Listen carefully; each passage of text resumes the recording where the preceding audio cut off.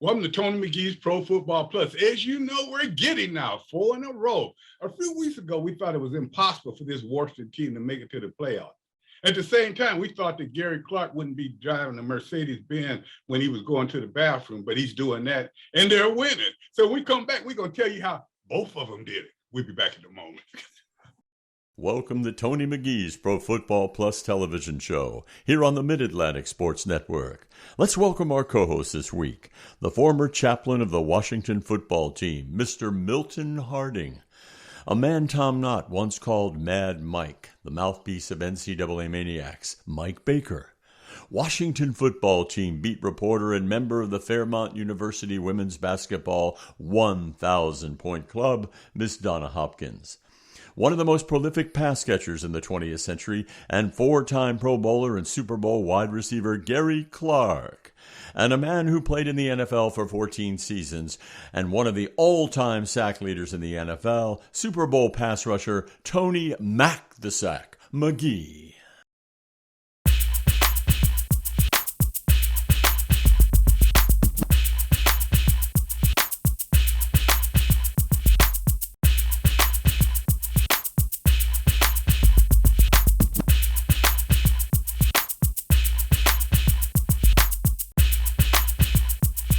Welcome back. Now, I have to explain something. During the break, they were saying, well, what do G need a Mercedes to go to the bathroom? Well, he's one of the only men in America that has a chauffeur to drive him to the bathroom. That's how big his house is. Now, that took care of that business. Let's talk about this Washington team. A few weeks ago, we were saying they're not good enough to do this, they're not good enough to do that. But a couple of people, me and Mr. Clark on the show, were saying they're looking better.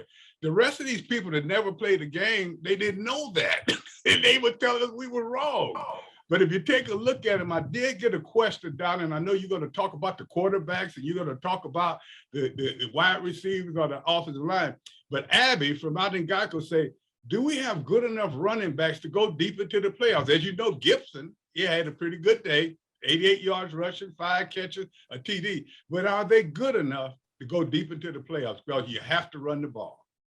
I already know, Tony, that you're not telling the truth about you and Gary talking about this team is moving forward. But Gary, I'm going to go on and answer your question. Yes, this Washington football team is deep enough. If they get J.D. McKissick back from injury, the concussion protocol, they get him back, I think that they'll be solid. Antonio Gibson has proven in the last 2 weeks that put the ball in his hand and he can make some things happen behind that great offensive line that's opening holes for him. So yes, to your answer. Mark, did my ears hear that great offensive line? Is that what I heard, guys?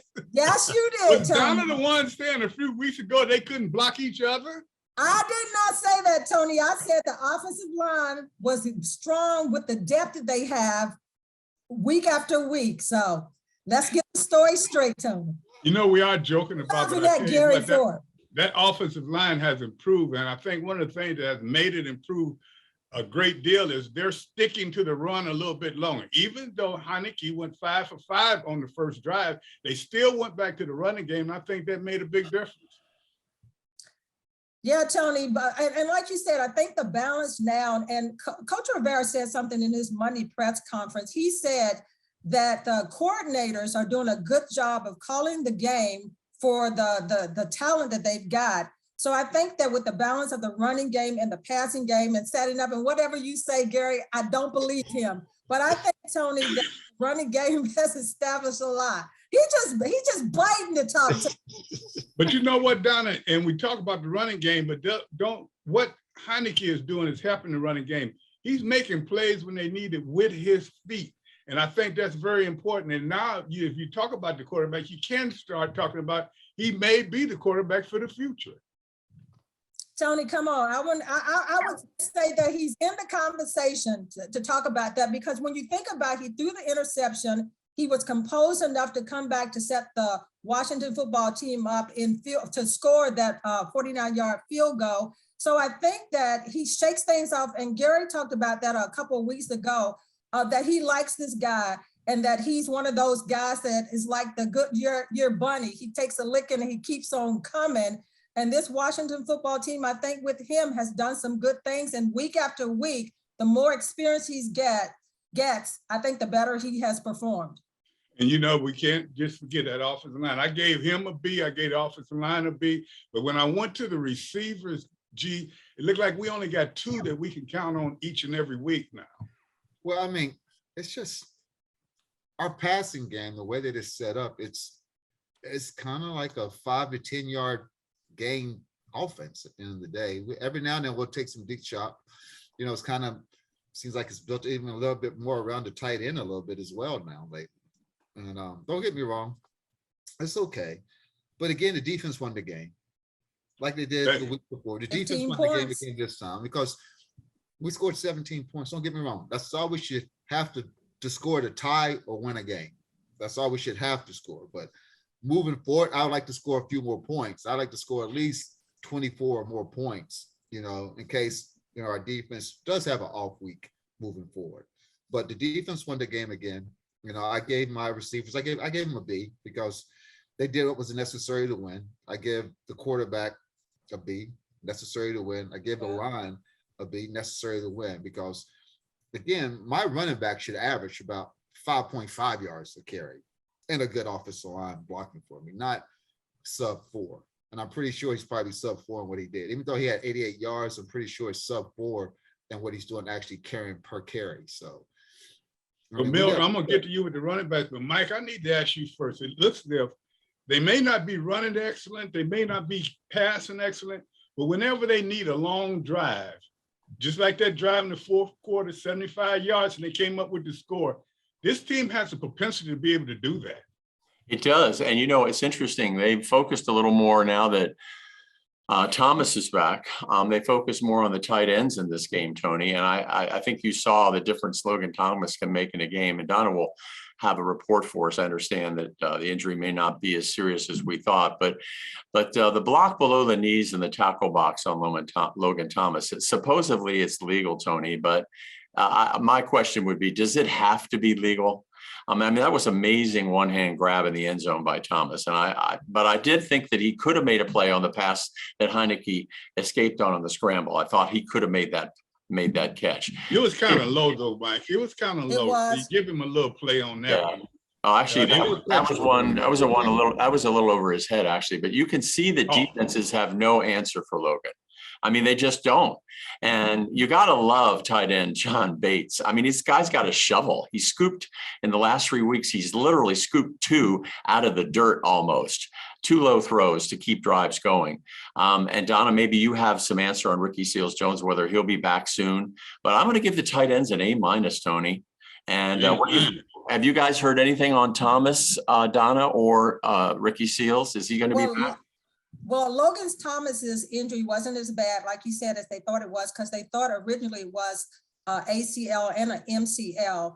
They're supposed to get some reports back on Wednesday, more so to find out how bad it was. But early reports is it's not as bad as they thought it was. Will he play this coming week? Probably not.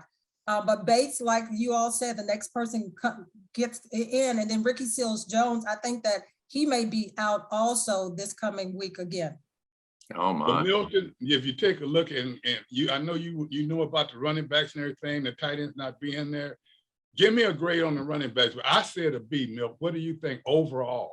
Tony, think about this game, the dynamics of it, where we were in this whole process. I gave him an A.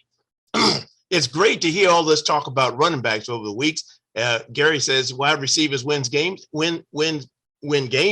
and I agree with him. But I think we have shown consistently that the offensive coordinator has heard my plea to commit to this running game. So running game has been the talk of the town over the last 3 or 4 weeks, at least through this windfall. So I say the running game, I gave him an A.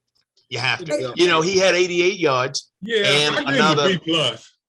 thank You gave him a Tony. B plus. Yeah. Thank you, He was Tony. doing what Gary said. He was only at a 4.6 yards per carry on that, but he also tacked on. He had 6 targets and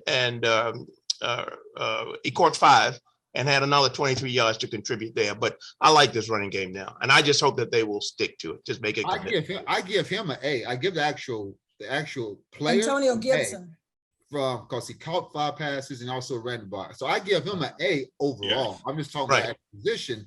I gave that position a Yeah. B because at the end of the day, I want to see you average 5.5 yards a carry. That's what I want to see. Tony, getting back to your question from Geico, what are we going to do with running backs, or what are they going to do with running backs? I know somebody who knows something about Eric Smallwood. Adam, this past week, they signed Eric Smallwood. He'd been with the team before. I mean, he's very good at catching the ball out of the backfield. I don't know whether he was supposed to replace JD McKissick or just play special teams. What do you look for from him? Is he going to play more, do you think? What do you guys think? I think he will play more, Mike. I think based on the thing that's most interesting to me about this coaching staff is the philosophy has always been next man up. Whenever somebody goes down, there are no excuses about who's been out or what have you. It's let's get on to the next guy. And that has continued through the winning streak. And that's what I expect from Smallwood as well. Hey, Tony, you know that Coach Rivera talked about earlier about you got to fall in love with 3-yard runs because everybody wants to bust up with that 5-yard run in the beginning and that 8 yards. But he said if you chip away at those 3 yards and so, then you are moving the ball up the field a lot more. So they have invested in sticking with that running game a lot more. You know what, Adam, and I want to ask, welcome back, Adam Batacci. We got Adam back. We brought back the computer. Adam, Thank you tell very me much. this. We're saying, and for G to say that, and you've been on this show a long time too, and you never heard Gary say the defense been winning games, but do you think as a result of them finally sticking to the run, running the ball quite a bit in the first half, making it viable for the defense to get some rest, do you think that's really helping this defense? Absolutely. But I was, it's interesting because, Tony, I think this football team, Ron Rivera is a true leader of men. And we have seen that happen over the course of the past 2 seasons when they've gotten on these winning streaks, both last year when they got on that huge winning streak to make the playoffs, and then this year with this 4-game streak they're currently on. He has a way of leading the players and making them believe in him. And I think that shows on both sides of the ball, defensively in particular. As you've seen, they lost Chase Young for the year. Not a problem. They're still getting better and better every week. And I think running the football is a huge part of that as well, keeping their offense on the field with the time of possession. And keep that offense on the field. When we come back, we'll talk about a defense that's been able to do that. And when we talk about this defense, we're going to talk about they're doing it without 2 starters. We'll be back in a minute.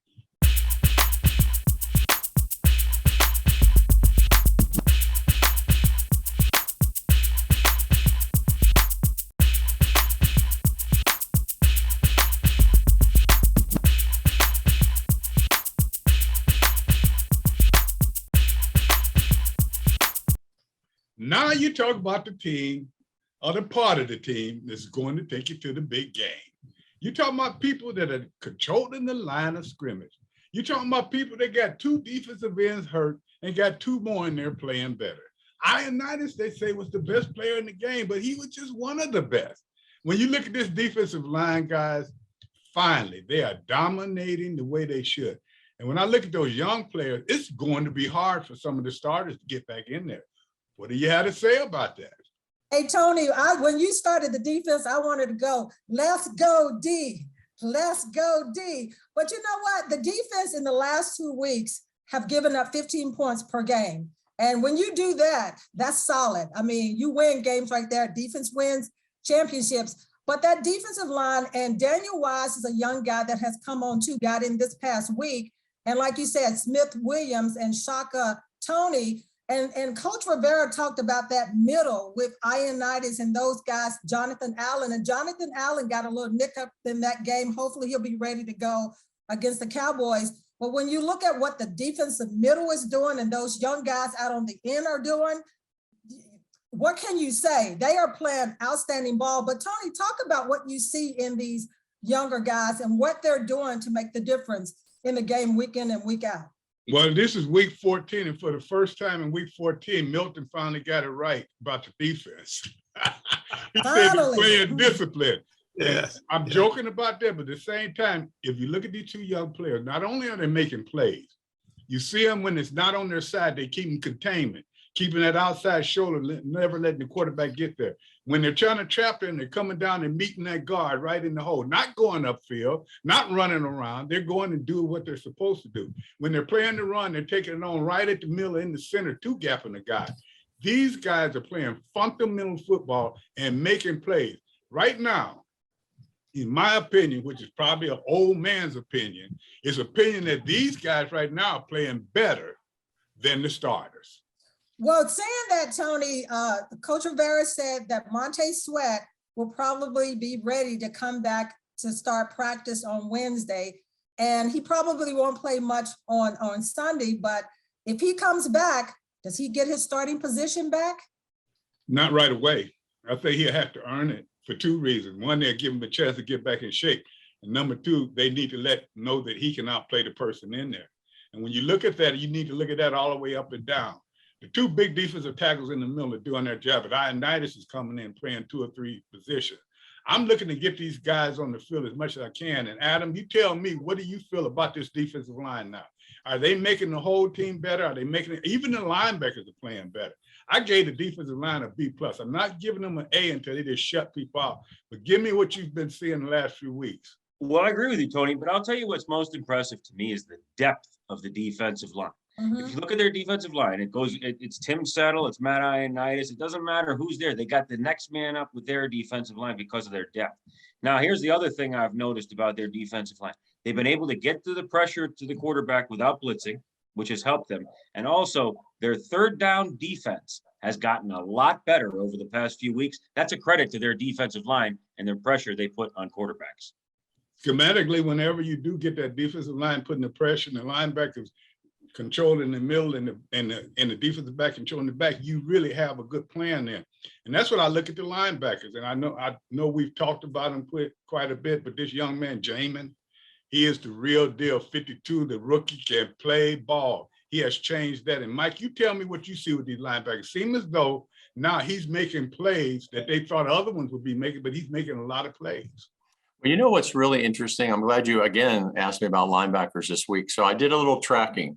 Did you know that Holcomb and Davis had 16 combined tackles in this game? This is the first time that Davis has moved up to the number 2 slot. 16 combined tackles, 12 of those are solo. And we both saw Jamin Davis make that play where he came literally across the field and made a tackle for a loss and basically shut down a third down play. I mean, all of a sudden he's playing with the kind of speed and promise that everybody thought he had.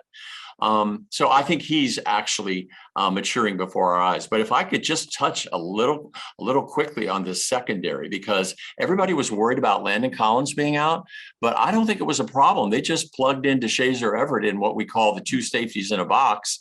They didn't miss a beat. And Carr. And but actually he got hurt. He had to go out. But Carr looked flustered all day.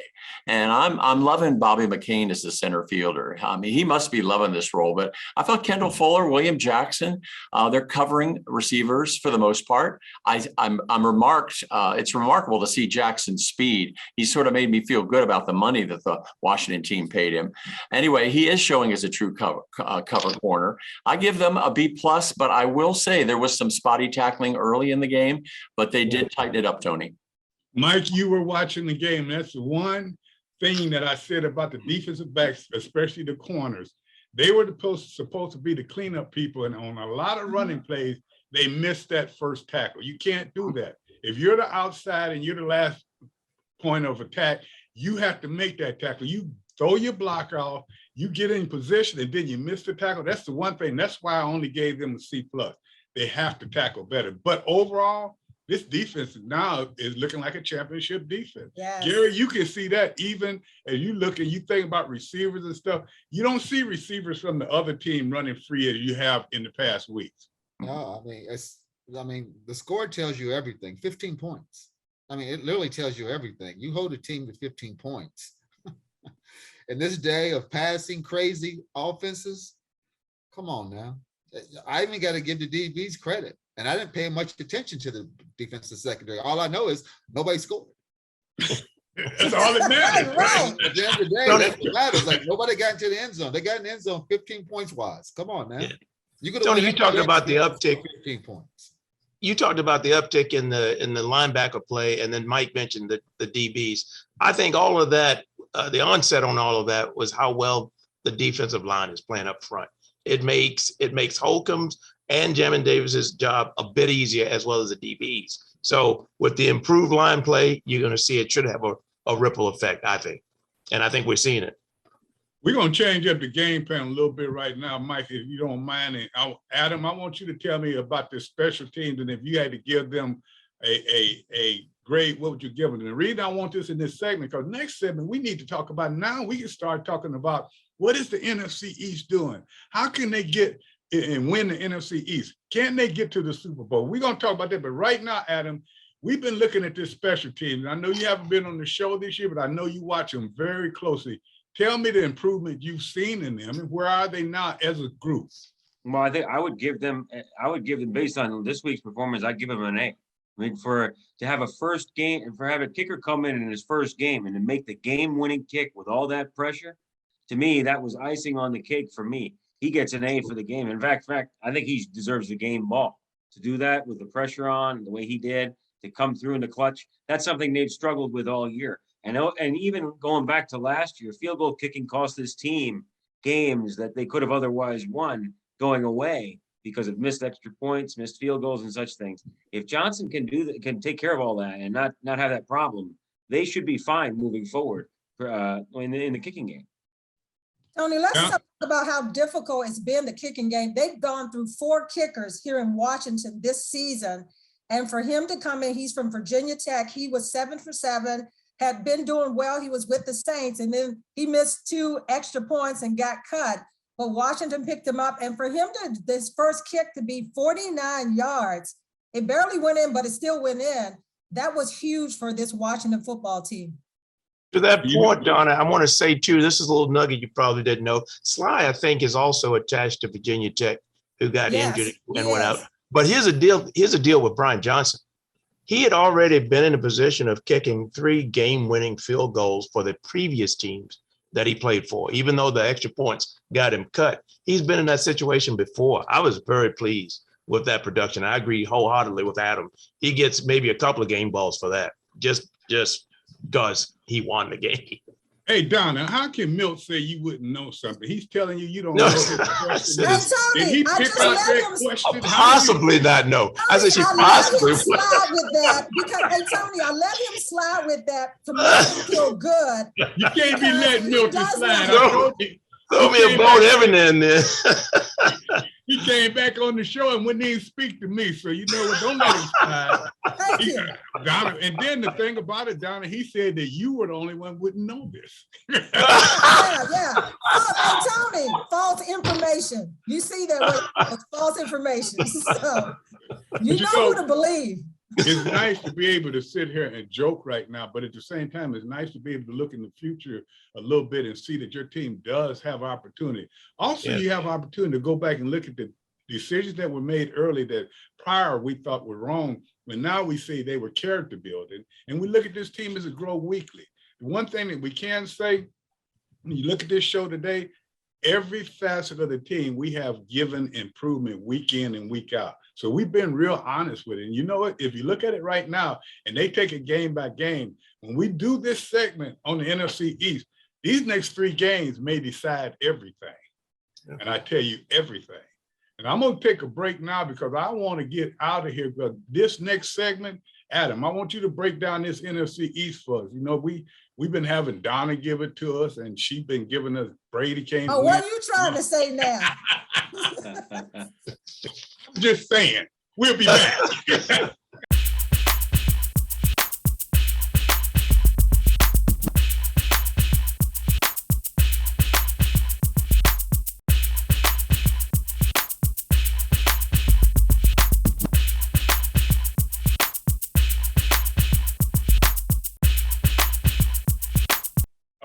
weeks ago, we said Dallas had already won the NFC East. And then we see a few things happen. Even though they're leading now, they have 2 games in the next 3 weeks that may determine this NFC East.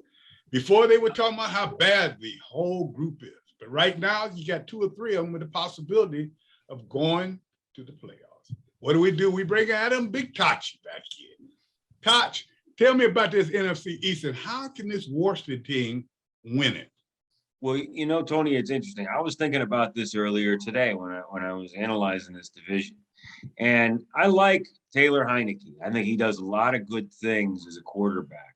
But there are certain things about him that do concern me. First of all, the one is the taking chances aspect of his game where he throws balls that are sometimes questionable.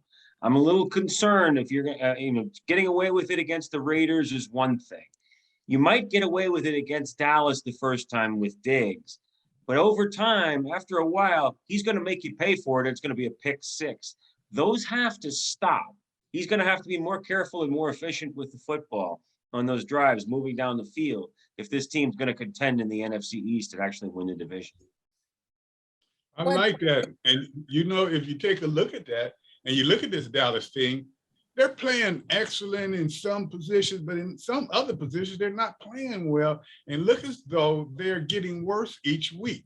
And then you start looking at Philadelphia coming on a little bit, looking pretty good. Now their quarterback's hurt. You look at the Giants, just when they thought they were turning the corner, their quarterback is hurt. So when you look at all 40, Washington is very viable and very easily could win this. Someone tell me why they can't. I think they can. I think they can. I think they can take all the rest of them. I just want to call to mind one particular player who I thought Washington, they wanted a middle linebacker and they were going to move up in the draft. I was convinced they could move up a few places and get Micah Parsons out of Penn State. I like him. Something about him that they didn't like. And I can't imagine they wouldn't have having to give up that much draft capital to get him. They're playing him at defensive end. He is a killer. I mean, this kid is a killer. He's going to be defensive rookie of the year, and we're going to have to face him. They're going to have to face him this come Sunday, and you're going to see this kid all over the field. He looks like a mini Lawrence Taylor, and I think that and Diggs are the difference in this defense from last year. Remember, Washington swept them, and they didn't just sweep them; they stomped them. Now they didn't have their quarterback, Dak Prescott, but they stomped them last year, Tony. There's no reason why Washington can't put it to them. They may not beat them by much, but they can beat them. Yeah, but Dallas brought in 8 new players on defense this year. You have to be real aware of that. And at the same time, their defense is playing better. They have their quarterback back. Now, one thing I have seen with Dallas that they're vulnerable, that offensive line, even Smith, who was a perennial All-Pro, they are not playing well. And maybe because they haven't played together in a long time. And I also see a running back battle there. These 2 running backs, one's been the running back that you go to, and now you got a young guy taking his place. So you wonder right there is a little controversy. So I think they're right to be had, but at the same time, Washington have to go into this game and they have to control it from moment one because that will put 300 yards on you. And the running backs will do something. And they have pretty good wide receivers. But I look at them in this game is you can't go in there and try to start throwing real early and don't really put your run game together. Let's just say it. They don't put it together until they have to. They got to go in there and force their will on this Dallas team from beginning to the end. But Tony, you know what? It's the perfect situation. And like Gary said a week ago, this Washington football team have 5 games to go, all divisional games. They have this in their hands to win or lose. But we'll talk a little bit more about the Dallas upcoming game, you and I one-on-one, Tony. But let's talk about my favorite part as far as the question. I'm right, and you all are, you already know, wrong. But as with 5 games left in the season, who are the real contenders or pretenders in the NFL? You've got the Cardinals with the only team with 10 wins. Then you've got the Rams, the Packers, the Bucks, Cowboys, Patriots, Bills, Chiefs, Chargers, Ravens, Bengals, Titans, and Colts. These are the leaders in the division. Tony, you're on the clock up first. And it will not take long to have that many people as possible leaders let you know that it's parity. It's 2 teams on there that I would look to be the top teams. That's Arizona and Tampa. One, because they got the best quarterback ever. One, they got a quarterback that may be the best in the future. They also have running games. They have the people around them that they need. So the only two I think are really, and they have shown that in the past few weeks, Arizona, Tampa. Hey, Adam, you're on the clock. You got 30 seconds to give it to me. I agree with you, Tony. I agree with Tony. I like Arizona and Tampa, but one other team that I would, I would keep an eye on. I keep an eye on the Buffalo Bills. You know, they've come on of late. They're coming back. Josh Allen is starting to get it together. Sean McDermott is probably the most underrated coach in football. I give them a shot as well. Gary, you're on the clock. Tenders, Washington football team. Watch what happens. They My, beat my, Dallas my, out. my. They went out. Watch what happens. It's all about going into the playoffs. How you're going into the playoffs. If we're winning going into the playoffs, you start to believe. That's what I think they'll do. But also New England. Don't go to sleep on New England. I was getting ready to say that. I'm telling you that right now. Don't go to sleep on New England. We'll find Oh, out. Donna, you wasn't getting ready to say that. You I just had it on my list, you was Tony. on his cheat sheet. Hey, Tony, you're not on the clock. You're not on the clock. Gary's still on the clock. No, but that's all I have to say. I give my time to Tony. Okay, Tony, you stay over in that corner. Milton, you on the clock because Tony took 2 of your minutes. My man, Gary is speaking like a homer. Yeah, you got to put. I noticed Washington isn't on this list, but it should be. But I would say I agree with Tony to the extent, but I would add one more to that. I wouldn't dismiss New England or Kansas City, and then certainly Tampa Bay and Arizona are showing it right now. But there's a lot more football to play, so I would add 4 instead of the 2 that Tony picked. So But why would you pick Kansas City? Yeah, we know they have the quarterback McComb when he's playing well, he's good, but right now he's not playing that well. He's not making the average throw every time like he was in the past when he's making a tremendous throw. They are. Hey, Tony, I can tell that Tony, I can tell that you don't follow directions. Oh, sorry. Wait, I didn't have a jump in there with that. Hey, you gonna throw Kansas City in there? It caught me. I didn't know this was a Q&A. We got Q&A section. Yeah, Q&A. Mike, you're on the clock. Hey, wait a minute. I don't get to say nothing to Tony. Oh, you finished. You're off the clock. Mike, you're on the clock. All right, thanks, Donna. I would say, the magic is in the quarterback's arm. And there's no question to me that the Super Bowl is going to be comprised of the Kansas City Chiefs and the Green Bay Packers. These are the 2 magic quarterbacks right now. I think Tom Brady's time has come and passed. It will be KC and it will be Green Bay. Well, it's going to be an interesting ending to that. And you all are all probably somewhat kind of like wrong. But I think Gary said as far as you got to get New England and don't sleep on Arizona, who's just quietly winning and winning. And Tony, it's back into your hands since you don't follow directions. Well, I'm going to wash my hands up because you got it wrong. I'm going to tell you what. I look at those 2 teams and say that for the simple aspect, even in losses, they've been consistent. You look at all the other teams, they've lost to teams they should not have lost to. They got players injured. All is counting on 1 or 2 players here. Their Kansas City is not what they were before. Their defense is not what it used to be. And you just look at that. Tampa Bay and Arizona, only thing I worry about Tampa Bay, and G, maybe you can hit that. They've given this young receiver, Brown, another chance. And now here he go. He's out for a protocol for the virus. Then he was hurt earlier in the year. He was hurt part of last year. And he's really the main person that Brady liked. He needs to grow up. Am I right, G? Yeah, or at the end of the day, if I'm Brady, I got something in my back pocket. There's something always in my back pocket as a quarterback.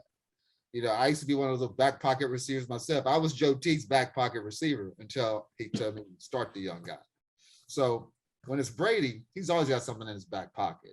So I don't care who the receiver is, who's playing bad, who's not playing bad, who's not meeting expectations, because there's always somebody who's hungry.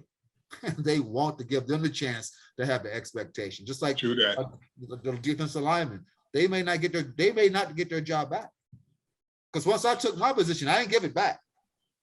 It did not go back. Yeah, everybody ain't crazy like me. Charles Mann and Manley came in. I'm helping them young boys, and they helped me pack my bags on the way out of town. When we come back, we're going to talk about having something in your back pocket. When we talk about picks, I may not be ahead, but I got down in my back pocket. We'll be back. Way in your back pocket. Way in your back pocket.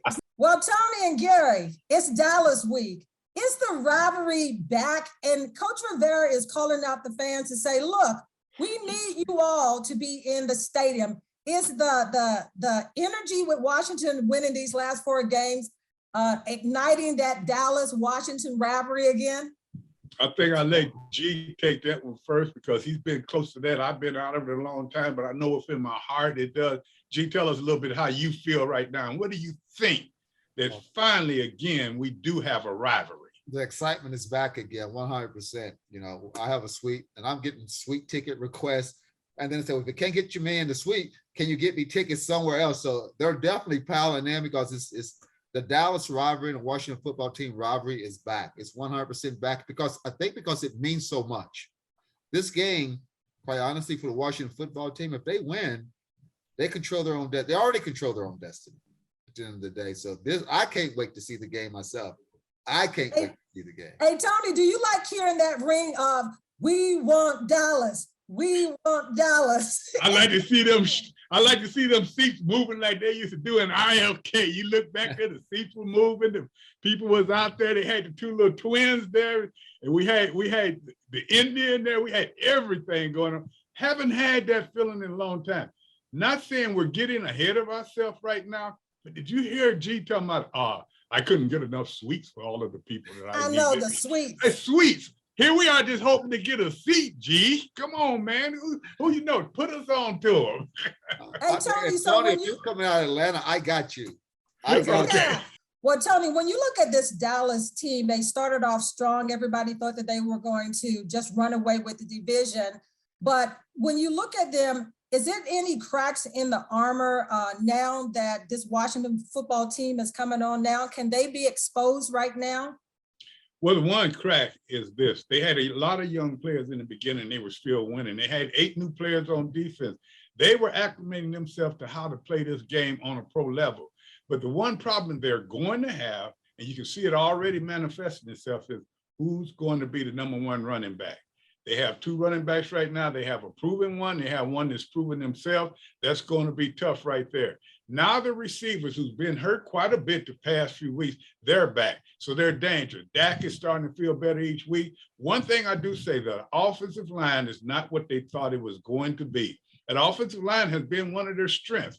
But now even Smith, who is a perennial All-Pro, is having a problem. They have the problem at the center position, and they also have the problem at the right guard. So what do you have to look at? Can they fulfill the needs that's needed there to get to the top of the division with these guys they have? And the one facet of it that I'm worried about is the offensive line. Well, what Tony mentioned, receivers, Gary, you've got CD Lamb, you've got Amari Cooper, and then they got a good tight end. How do the Washington defense slow down those weapons and like Dak Prescott, who Tony said earlier can hit you with 300 and some yards and they can put up points? It's the defensive line that Tony was talking about. Pressure. You put pressure on, it allows your defensive backs to cover a lot easier than they do if you don't put any pressure on. So I think, again, our defense is going to control the game. If the defense plays well, we win the football game. Going away, we really do. You control Dak.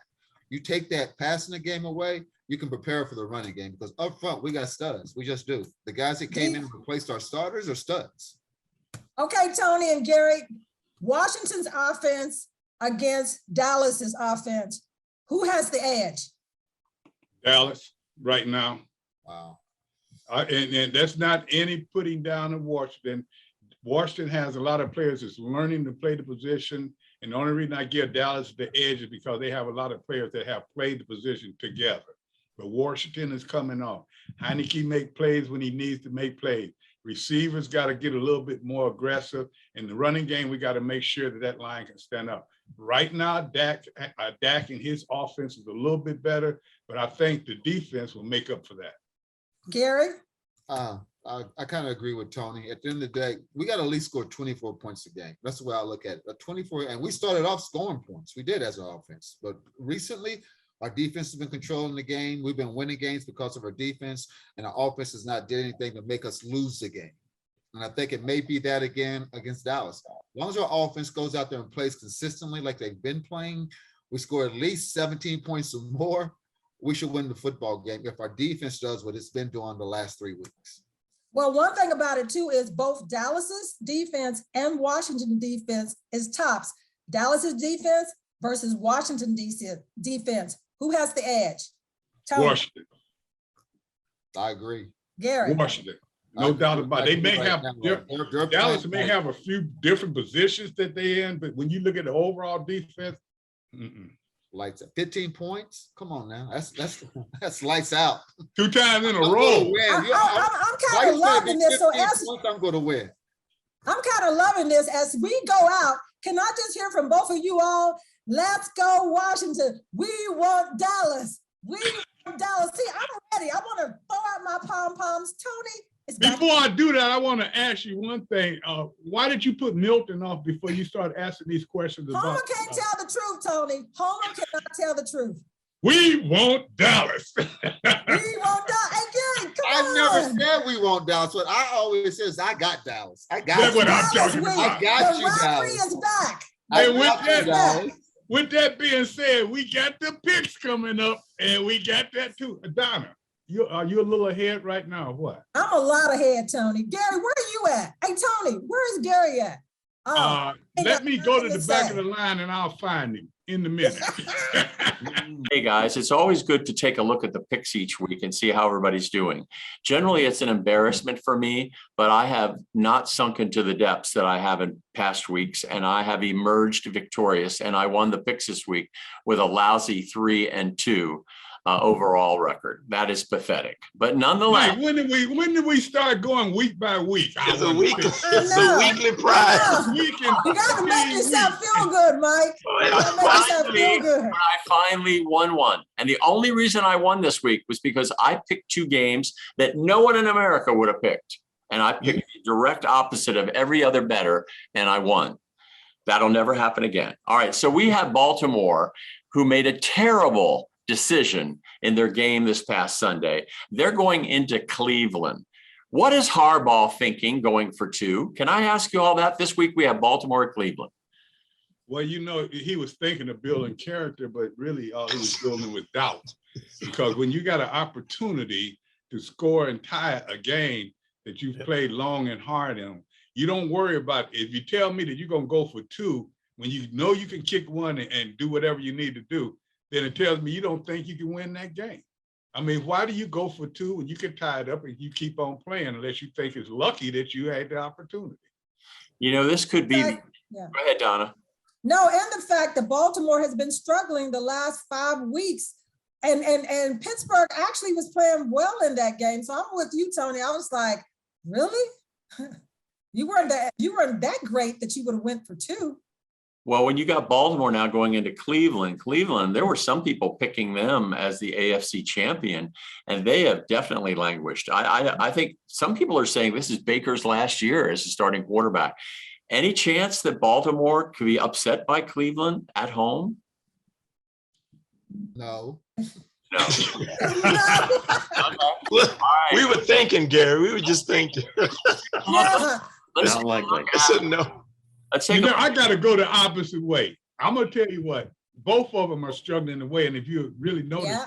Baltimore, if Lamar's not running, they don't run the ball as well as they should. The defense, Tony? I'm telling you, I think. Who are you going to pick? Chubb. Cleveland. Cleveland. Y'all want to know my picks. I'm rising fast. The defense isn't playing so well. You're I right. think these are even. So you know what I do? I give Cleveland the edge because they're at home. That's the only reason. All right. We got San Francisco at Cincinnati. I think everybody, and I picked against Cincinnati, and I was the only one last You week. were smart. And I took the Chargers. I figured the Chargers were going to go into Cincinnati and do some damage, and they did. And Tony's Super Bowl winning San Francisco 49ers are not looking so good, Tony. Now you got two teams that laid an egg last week, San Francisco at Cincinnati. What do you think? Yeah, The Super Bowl team you were talking about that I'm bidding for Cincinnati. Yeah, because San Francisco is like 6-6 right now, but I can't understand Cincinnati either. They'll beat someone bad one week and then they'll fall apart the next week. Same thing with San Francisco. So you can just flip a coin at either one of those teams because they both are like up and down. Yeah. I got to ask you, Milton, come on, you and I are inhabiting the bottom. Who do you like? Wait, whoa, Yes, you are, Mike. Milton. Wait a minute, Mike. Bottom You're not feeders. trying to put me down, are you, Mike? Mike, you're not trying to. We got the bottom feeders in here, guys. All right, Mike. Okay, Mike, wink, wink. I'll play along. Go ahead. No, I mean, Hey, Milton, just accept the truth. I'm going to tell Okay. you that Cincinnati does not have the best run defense in the league, and San Francisco has a good running game. So if you pick Cincinnati, I think you're foolish. Well, I'll have to be foolish this week because I'm certainly going to pick Cincinnati. Because I think what happened last week is going to gain their attention. They're playing this game in Cincinnati, and I don't know that I'm pushing to the middle of the table on San Francisco just yet. Okay. So we'll see. I'm going Cincinnati. So I'll be the foolish one. I'll wear my dunce cap next week. Okay, so Buffalo at Tampa Bay. Oh my. Now you're gonna have Don't bet against Brady. Buffalo's come off Monday night game. All right, at Tampa Bay. We know who Gary wants. What do you guys think? Yeah, you gotta go with Tampa Bay. Just a no-brainer in my opinion. At home. No, you just think that it's a no-brainer. Come on, Milton. Okay. Who you picking, Don? Tampa Bay. Adam, who you think, Adam? I like Tampa. Yeah. I'm not going to bet against Brady. Now you haven't even been on the show and you still saying that. Don't let Gary intimidate you. I'm betting Tampa too. I like Tampa. Yeah. All right, I'm going to need Adam for this one. Come on, you got New Orleans, and I don't know who's going to quarterback that team this week, but you also have the New York Jets that are resurging right now, and I really thought they were going to beat the Eagles this past Sunday. Do you go with the Jets or do you go with New Orleans, Adam? What do you think? Well, I'm going to go New Orleans for this reason. I'm not going to bet against Sean Payton coming off a loss. He's one of those coaches that he has his teams well prepared. Ron Rivera knows all about him from his days in Carolina, having gone up against them. I go New Orleans here. I like New Orleans too. And remember, the songwriter wrote a song a long time ago. I'm already on the ground. That's what's going to happen to the Jets. Speaking of already on the ground, Gary, who do you like in that game? New Orleans. I'm probably going to go for the Jets. I do too. That's because New Orleans has let me down a lot this year. You sure have, and a lot of other people. I've gotten burned Let every me time. down. Now, finally, you have Las Vegas at Kansas City. I just want to remind you of one thing. Even with Kansas City playing as well as they did last year and going to the Super Bowl, Las Vegas had their number. Las Vegas just lost to Washington. And we saw what a team like Seattle playing Washington did. They bounced back after playing Washington. Can Las Vegas bounce back after having played Washington and beat Kansas City in Kansas City? Because Kansas City did not look all that great the other night. Not with what I saw this past week. Mm-hmm. They No, won or lose the other night, though. they won. They won. But you If know what? if Their I can defense- win ugly, imagine how it looks when I win pretty. Oh, that's true. So you The have- next day, don't nobody know how it looked. They just know it was a W. so I think there's an upset here, and I'm going to go with Las Vegas this week. Mike, I agree with you. And I'll I'm tell you why. already standing on the Oh, I ground. got look! I got Adam on my side. Adam, Well, go. no, I agree with you, Mike, for this reason. It's a revenge game. Vegas got beaten badly at their place on Sunday Night Football by Kansas City. I think because it's a division rival comparable to Washington, Dallas, you might have an upset here. I think the two upsets are definitely there. Right. And I think Jets over New Orleans. I think the rest are home game wins. Although I'm going to go with San Francisco because I'm so far behind. But I think you guys are right. Cincinnati, Tampa, and Cleveland will win at home. Anyway, I'm glad we're not betting on this because otherwise I would have gone through 3 mortgages. But wait a minute, though. I want everybody, all you fans, to listen to what all we've said, because Milton has a tendency, even though he's a preacher, he'll come back after the scores have been read and try to change it. Hey, Tony, wait a minute. And I still get 3 wrong. I come back out. You know, I can envy. That reminded me one day I was in school and they had a big old hard test. I had studied for it, but this girl was next to me. She had all A's. She let me look on her paper. And when I turned my paper in, I had copies so much I had her name on it. They caught So you that's what you red-handed. do, Milt. You don't change it, Milt. Leave it the way it is. Hey, we got it, Tony. Thanks for the little tip. In the 2 minutes we have left, I wanted to try to start something new. It's called Unsung Hero. And this is Geico's Unsung Hero when it comes to the Washington football team. And each of you guys can pick one each week if you want. But I'd like to start off with the Washington football team offensive line coach, Joe Matzo. And I just want to talk just briefly about him. This is his 30th season coaching in the NFL. Of course, he's coached the offensive line for Washington last year, and this year he came to the Washington football team along with Coach Rivera. He's had 2 Super Bowl appearances and also coached in a Super Bowl championship.